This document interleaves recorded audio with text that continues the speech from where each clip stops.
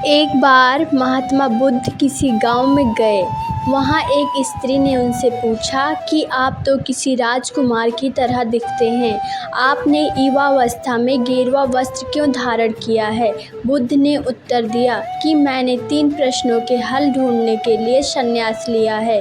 बुद्ध ने कहा, हमारा शरीर युवा और आकर्षक है, लेकिन यह वृद्ध होगा, फिर अंत में बीमार होगा और अंत में यह मृत्यु को प्राप्त हो जाएगा।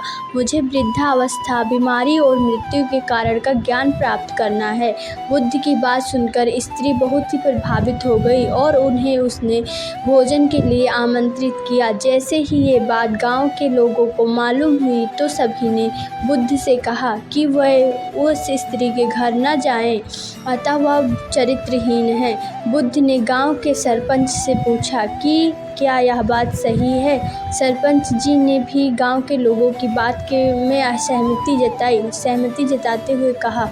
तब बुद्ध ने सरपंच के एक हाथ को पकड़ कर रखा, फिर कहा, आप ताली बजाकर दिखाओ।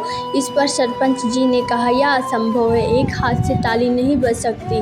बुद्ध ने कहा, ठीक इसी प्रकार कोई स्त्री अकेली ही चरित्रहीन नहीं हो सकती।